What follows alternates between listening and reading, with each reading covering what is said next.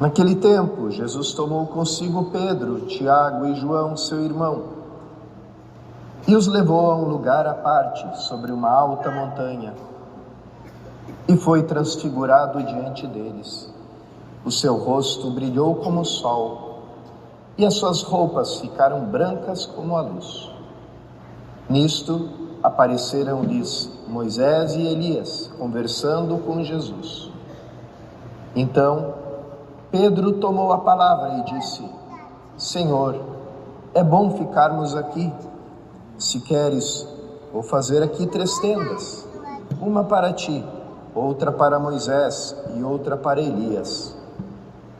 Pedro ainda estava falando, quando uma nuvem luminosa os cobriu com sua sombra. E da nuvem uma voz dizia: Este é o meu filho amado, no qual eu pus todo o meu agrado. Escutai-o. Quando ouviram isto, os discípulos ficaram muito assustados e caíram com o rosto em terra. Jesus se aproximou, tocou neles e disse: Levantai-vos e não tenhais medo.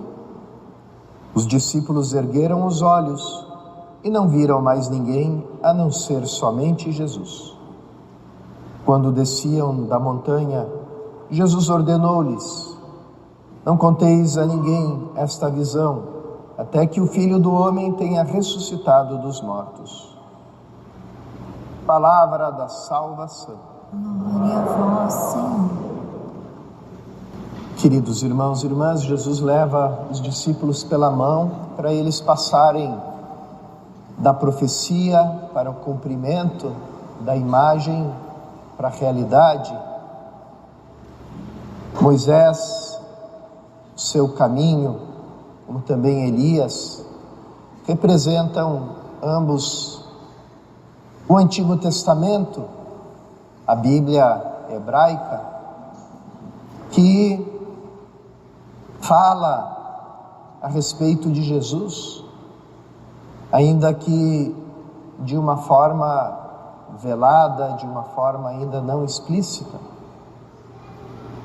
Também todas as instituições, todos os ritos do Antigo Testamento falavam da realidade que ia se cumprir em Jesus.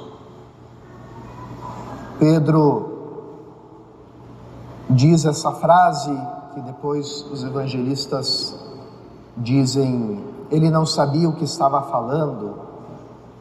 Vamos fazer 3 tendas, uma para ti, outra para Moisés, outra para Elias. Quando na verdade Deus manifesta uma outra coisa. Quando no deserto Deus mandou construir a habitação da sua glória, que era a tenda da reunião, ele mandou colocar dentro dela a arca da aliança. Dentro da arca existiam as tábuas de pedra, onde Deus tinha gravado os seus mandamentos. Quando Moisés entrava nessa tenda, existia uma nuvem luminosa que cercava, que rodeava essa tenda. E ali o povo sabia que Moisés estava falando com Deus, estava recebendo a mensagem de Deus naquele momento. Essa mesma nuvem que é uma das manifestações do Espírito Santo, aquela que é mencionada pelo anjo Gabriel quando anuncia a Maria que ela vai ser mãe de Jesus. Ela pergunta: como vai ser isso? O anjo responde: o Espírito Santo virá sobre ti e o poder do Altíssimo te cobrirá com a sua sombra. Exatamente como fazia com a tenda da reunião. Pedro menciona as tendas como uma casa, como um lugar provisório onde as pessoas habitam. Mas Jesus naquele momento mostra que a verdadeira morada do Altíssimo é Ele, é a pessoa de Jesus. Então não existem mais três ali, Moisés, Elias e Jesus. Existe um outro testemunho do Pai, que afirma: esse é o meu filho amado, escutai o que ele diz. Vocês já escutaram o Antigo Testamento, escutaram Moisés, escutaram Elias, agora escutem o meu próprio filho que eu enviei para vocês. Então a gente não tem mais ali o testemunho de Moisés e Elias, mas temos o testemunho do Pai e do Espírito Santo na forma dessa nuvem, falando sobre o Filho amado, aquele que nós devemos seguir. Jesus, como sempre faz com os discípulos, leva eles pela mão, para que eles entendam quem Ele é, para que eles entendam esse grande amor que o Pai tem por todos nós, de nos fazer filhos no seu Filho. Essa mesma experiência de Jesus nós fazemos, irmãos e irmãs, em cada missa. Escutamos na liturgia da palavra a voz dos profetas, a voz dos apóstolos, toda a Bíblia que fala sobre Jesus. O centro da Bíblia é a pessoa de Jesus Cristo.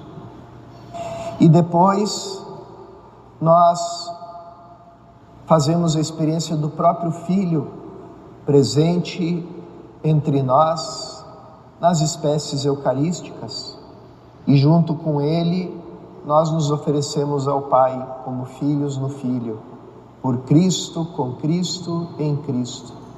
Esse é o ponto alto da missa, é o ponto alto da nossa subida, dessa grande subida que é a Santa Missa. E depois que a gente desce, se nós contemplamos esse mistério com fé, nós já não descemos iguais.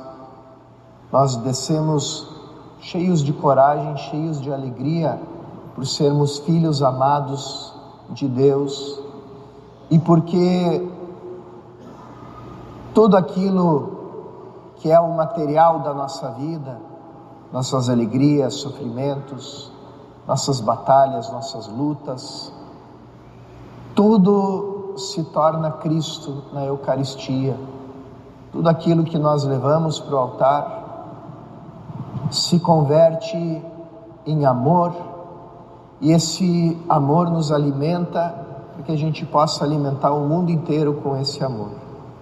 Vamos pedir ao Senhor na Eucaristia que Ele abra os nossos olhos da fé, para que nós possamos vê-lo transfigurado e assim transfigurar toda a nossa vida no seu amor.